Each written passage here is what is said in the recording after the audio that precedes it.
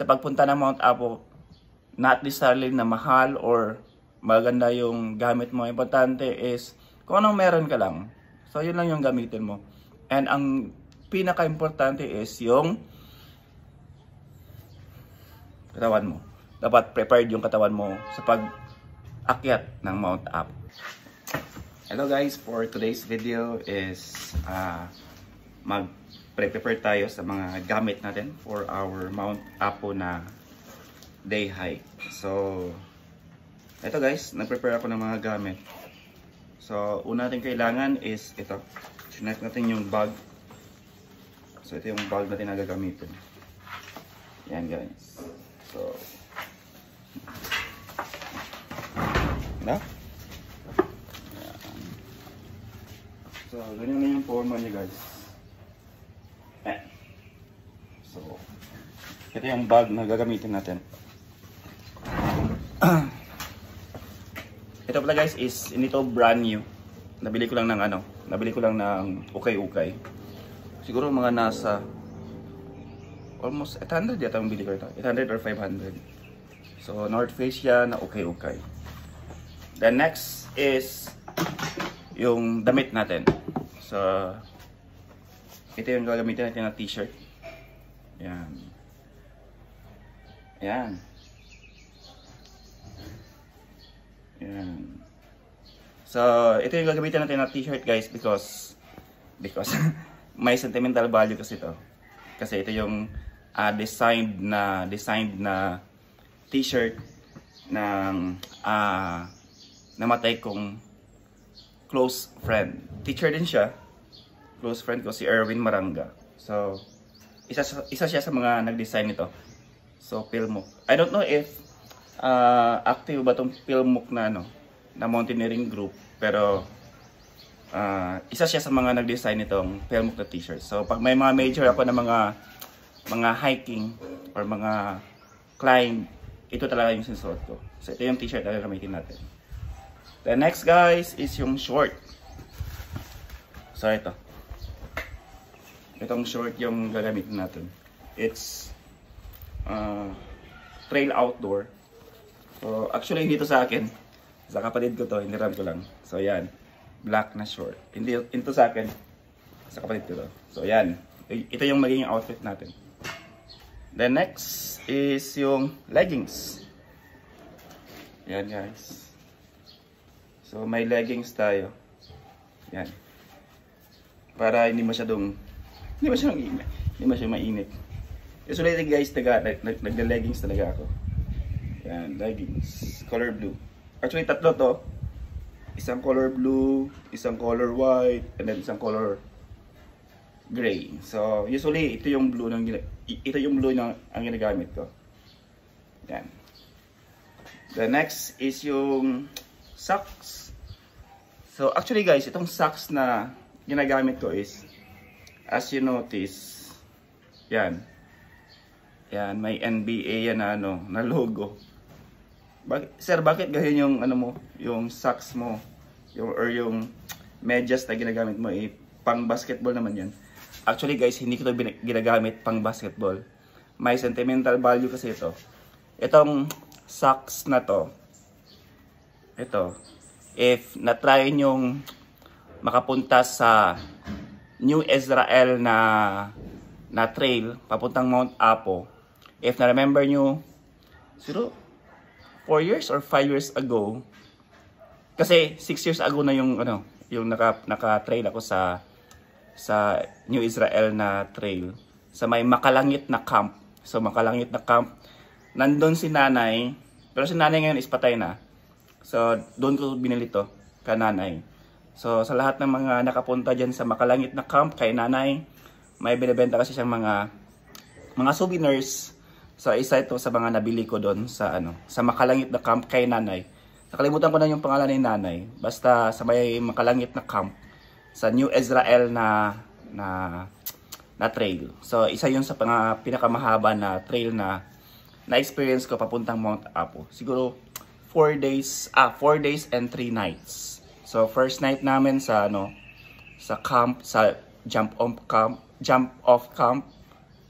Then second is Makalangit Then third night is sa may Mount, ano yung isang camp? Basta 3 camp yun, then papuntang Apo. So ayan guys, ito yung ginagamit ko pag may mga major climb ako. Ito na socks. Hindi ko ito ginagamit pang hindi ko ito ginagamit pang laro ng basketball. Ginagamit ko lang to pag may mga major ako na climb. Kasi nga, may sentimental value to sa akin. Kaya nanay ito galing.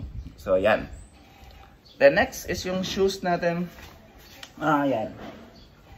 Ito lang yung normal natin na shoes. Yan, Sandogo na shoes. So, wala pa rin lababa guys. Yan. So, black. So, wala pa tayong pambiling pang bagong black shoes. So, medyo marumi pa siya. So, yan. Black shoes. The next is ito. Yan. Yung parang sleeves sa dito natin, sleeve. So, susutin natin ito pag medyo mainit na. Yan, sleeve. Then, ano bang meron dito? Ayan. Ito. Dapat meron kang dalang tawag ito, windbreaker. Windbreaker. Yan, windbreaker. Ito sa akin guys, sa kapatid ko pa rin to. Wala akong gamit masyado. Yan, windbreaker. Yan. So, windbreaker guys. The next is ito. Since wala akong raincoat, so DIY lang na pang fish na cellophane. Yan. So lahat ng mga riders alam to. So isang buong cellophane. So ito yung gagamitin natin pag mag-ulan. Yan. The next is ito, butante to. Bag. Packaging. Ano ito? Packaging cellophane. Yan. So, para lalagyan ng ating mga cellphones, wallets, or gadgets na pwedeng mabasa. Kasi nga, dadalhin natin ito. Yung ating Insta360 na na gadget. So, kailangan meron tayong pang cover. If ever mag-ulan. Then, extra battery. So, nag-charge ako na ito. Then, nasaan yung, ayan. Then, since day hike to, magsa-start yung hike namin at exactly 12 in the midnight. So, dapat meron tayong talang headlamp. So, headlamp. Ayan. Yan, headlamp. Charge ko muna to. Yan, headlamp. The next, extra clothes. So, pag balik, is kailangan natin magbihis ulit. So, syempre, underwear. The next is yung short natin. Yung semi-epit natin na short. Yan, semi-epit na short. Then t-shirt. So, yung t-shirt pa natin is bago to. Brown Trek. Brown Trek. Yan. So, it's color gray na Brown Trek. Yan. So, yan yung logo ng Brown Trek. Yan, Brown Trek. Ito yung susutin natin pag pauwi na. Then, same pa rin kanina, yung short natin is yan, Brown Trek. So, if ever gusto niyo magkaroon ng ganitong short, yung semi-epit na short na Brown Trek, PM nyo lang ako for the price. So, ayan. So, ang available na lang na sizes is meron small, medium, large, extra large. Yan. So, ito is medium. Actually, large yung unang sukat ko na binili. Pero since gusto ko ng semi-epit na na short, so medium size to. Yan, medium size. Yan, medium size. So ito yung gagamitin natin or susutin natin pag-uwi. Yan. Then may extra pa akong t-shirt. If ever gusto ko magbihis. Syempre, hindi mawawala yan. RRDC na t-shirt.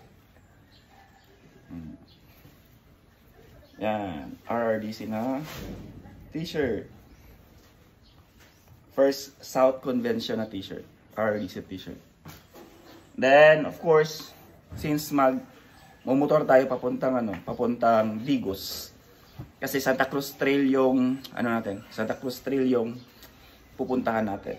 So, yan. So, kailangan natin mag-jersey. Ito yung susunod natin papuntang Digos. Mag-sweet shirt tayo. Then, of course, kailangan nyo ng extra pera, wallet. Yan, konti lang yung dali natin. Kasi konti lang yung pera natin. Then, cellphone. Yan, itong cellphone na ginagamit ko ngayon. And, ano ba? Ay, ito pala, mouthwash. Then, pabango, Axe. Yan, Axe. Then, Listerine. Then, ano pa meron dito? So, yan lang. And then, last, ito, sticker. So, mayroon tayong dalang extra sticker. Baka may, manghingi sa atin. Or baka may nakakilala sa atin. Kahit hindi pa tayo sikat. Yan, sticker. And the most of all, ang pinaka-importante, pag mag-hike kayo ng Mount Apo, either day hike, 2 days and 1 night, 3 days and 2 nights, ang importante is yung katawan nyo. Dapat prepared yung katawan nyo, yung body, mind, and soul sa pagpunta ng Mount Apo. Kasi hindi basta-basta ang pagsaka. Hindi basta-basta yung pagpunta mo sa Mount Apo. So, kailangan nakapag-jogging ka, kondisyon yung katawan mo. Basta, dapat kondisyon yung katawan mo. So, on our part, kaya natin yung day hike. Kasi nga, naka-experience na tayo ng day hike. Naka-experience na tayo ng day hike sa Kapatagan na trail. Naka-experience na tayo ng day hike sa Kidapawan na trail. So, this time is, nag-join ako nito kasi yung trail na pupuntahan namin is Santa Cruz Trail. So, hindi pa ako nakapagpunta sa Santa Cruz Trail. So, therefore, I joined this day hike na Mount Apo Trail. So, it is facilitated by Michael Udal. So, kung gusto niyo ng mga adventure, na mga hike, PM nyo lang si Michael Udal. Pa-flash ko yung yung FB page niya dito. And then, if ever gusto nyo sumabay sa akin, PM nyo lang ako. Pupunta natin yung mga lugar na gusto nating puntahan. So, that ends our video for today. Again, sa pagpunta ng Mount Apo, not necessarily na mahal or maganda yung gamit mo. Importante is, kung anong meron ka lang. So, yun lang yung gamitin mo. And ang pinaka-importante is yung katawan mo.